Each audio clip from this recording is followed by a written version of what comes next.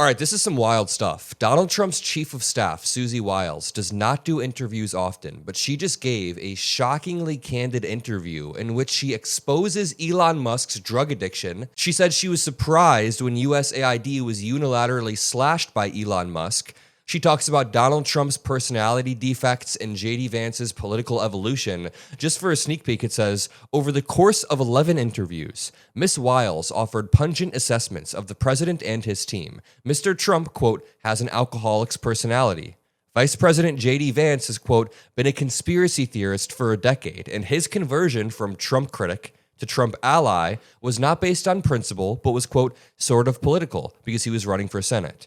Elon Musk, she called, quote, an avowed ketamine user and an odd duck whose actions were not always rational and left her aghast. Russell Vought, the budget director, is a right-wing absolute zealot, and Attorney General Pam Bondi completely whiffed handling the Epstein files. A very, very candid interview with Susie Wiles shows that she is one of the most slick political operators in the administration. Listen, you won't find me praising or complimenting people in the Trump administration nearly ever, and that's not even what I'm doing, but out of everybody in the administration, Susie Wiles intentionally stays behind the scenes and allows people like Stephen Miller or J.D. Vance or Elon Musk to soak up all the attention.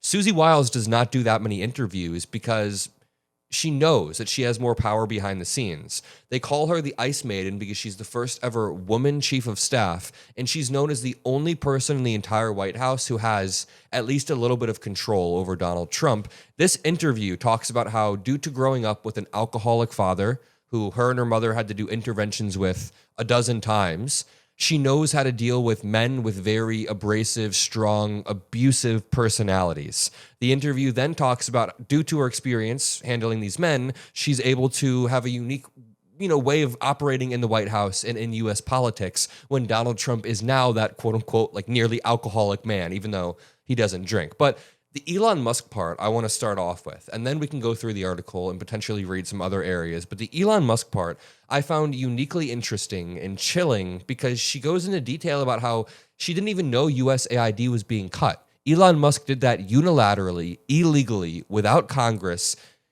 and it killed hundreds of thousands of people just so far. Before we jump in, the right-wing zealots, people like Elon Musk, do not want videos like this to be seen widely. So make sure you drop a like and subscribe. That's the best way you can boost it. Thank you. It says, from day one, Wiles had to grapple with another power center, Elon Musk. Quote, he's a complete solo actor, said Wiles of Trump's billionaire pal who led the scorched earth blitz known as the Department of Government Efficiency. Wiles described Musk as something akin to a jacked up Nosferatu. Quote, the challenge with Elon is keeping up with him, she told me. He's an avowed ketamine user, and he sleeps in a sleeping bag in the EOB in the daytime, and he's an odd duck, as I think geniuses are.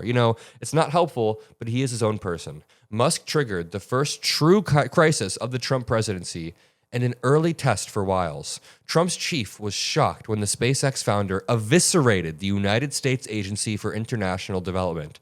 Quote, I was initially aghast, Wiles told me, because I think anybody that pays attention to government and has ever paid attention to USAID believed, as I did, that they do very good work. Everything I've read about Susie Wiles, she creates these permission structures for Trump to do these fascistic things, but she has old school Mitt Romney views on most things. I've read a lot of interviews with Susie Wiles, and she thinks USAID is a good thing. Pretty sure she supports Ukraine, and she supports initiatives that are pro-democracy. Yet, the perplexing part is she allows Donald Trump to continue to destroy our democracy. This says, in his executive order freezing foreign aid, Trump had decreed that life-saving programs should be spared. Instead, they were shuttered. When Elon said, we're doing this, he was already into it, said Wiles, and that's probably because he knew it would be horrifying to others. But then he decided it was a better approach to shut it down, fire everybody, shut them out, and then go rebuild. Not the way I would do it. Elon Musk didn't even rebuild. He didn't get the time to rebuild anything. We just shuttered USAID because a ketamine-fueled monster was running through the White House, sleeping in a sleeping bag, apparently. Wiles knew that fixing this was on her. The president doesn't know and never will, she told me. He doesn't know the details of these smallish agencies. She's very candid in this interview. Like, at times she'll be like, yeah, Trump just doesn't know this stuff. which is kind of scary because Biden, for his age and for all of his flaws, you would never say that he just didn't know or was incapable of understanding the function of an agency because he worked in the government for a while. Wiles says she called Musk on the carpet. You can't just lock people out of their offices, she recalls telling him. At first, Wiles didn't grasp the effect that slashing USAID programs would have on humanitarian aid. I didn't know a lot about the extent of their grant making, but with immunizations halted in Africa, lives would soon be lost. Soon, she was getting frantic calls from relief agency heads and former government officials with a dire message. Thousands of lives were on the balance. Wiles continued, so Marco is on his way to Panama. We call him and say, your Senate confirmed. You're going to have to be a custodian, essentially, of USAID. Essentially, he says. Okay, but Musk forged ahead. All throttle, no brake. Quote, Elon's attitude is you have to get it done fast. If you're an incrementalist, you won't get your rocket to the moon, Wiles said. And so with that attitude, you're going to break some China. But no rational person could think that the USAID process was a good one. Nobody.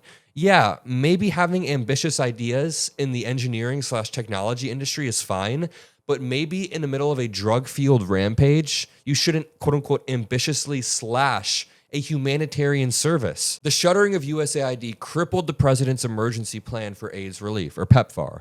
The antiretroviral program, launched with a $15 billion budget by George W. Bush in 2003, was credited with preventing millions of deaths. The return on investment here is so crazy. For a quote-unquote businessman, Elon Musk does not seem to understand the return on investment that you get when you put money into something. Yes, putting $15 billion into any one thing is a lot of money on its face. And you can just frame it as throwing $15 million or $1 billion into the abyss, right? But the reality is the millions of lives saved throughout the world, the disease prevention that stops diseases from coming to the US's door, the increased productivity worldwide from the lives saved, the less and less deaths you have, the better of a society, or even the increase of global health standards across the globe. This returns more than $15 billion. Stopping AIDS from coming to the United States returns more than $15 billion. The easiest thought experiment is, how much did COVID cost the United States government when we shut down? If we could have spent like half of that just preventing COVID from even getting to the United States, would we have done that? I don't know. Conservatives probably would have railed against it because they don't understand return on investment. Privately, another drama was playing out. Bush himself had gotten wind of the gutting of PEPFAR. He called Rubio to express alarm, according to a former aide close to Bush. He's been appalled by Trump from the beginning, and he's determined not to weigh in, the aide said. But Musk's attack on one of his legacy achievements was too much. Bush, said that person, deeply cares about the PEPFAR program. That and wounded warriors are two things where he will weigh in. Not publicly, but with intention. Did Rubio have any regrets about the untold number of lives that PEPFAR's evisceration might cost? No. First of all, whoever says that, it's just not being accurate, he told me. We are not eviscerating PEPFAR. Now this is Marco Rubio, not being as candid as Susie Wiles. That's the thing about the Susie Wiles interview that is very, very satisfying, is that every time they go over to Marco Rubio or other political operators, they're all BSing. They're all lying. They are all using scripts. Susie Wiles, I'm not saying she's like some beacon of truth who's like morally pure. I'm just saying she's being rather candid in this interview about Elon Musk's drug use and about all of the times that he's messed up. President Trump's chief of staff says that she tried to get him to end his score settling against political enemies after 90 days in office, but acknowledged that the administration's still ongoing push for prosecutions has been fueled in part by Trump's desire for revenge. Let's continue reading a bit more. Miss Wiles described her own reservations about certain policies in real time to Mr. Whipple, author of a well-regarded book on White House chiefs of staffs, even as debates raged inside the admin. She said she urged Mr. Trump not to pardon the most violent rioters on J6, which he did anyway. I mean, she probably thought it was indefensible and was going to hurt their political capital because then they'd have to spend time answering questions about pardoning violent criminals, which is true. To continue, she unsuccessfully tried to get him to delay his major tariffs because of a huge disagreement among his advisors. And she said the administration needed to look harder at deportations to prevent mistakes. But she did not complain about being overruled at various points and said she got on board with the eventual decisions. So she is, at the end of the day, a fascist enabler. She is enabling the fascist takeover of our government. I'm going to leave it there. Listen, if you want me to make another video about this topic and go deeper into it, go deeper into Elon Musk and Susie Wiles, and there's a JD Vance section that's crazy, then just subscribe to the Adam Mockler feed and drop a blue heart. I love you all. Peace out.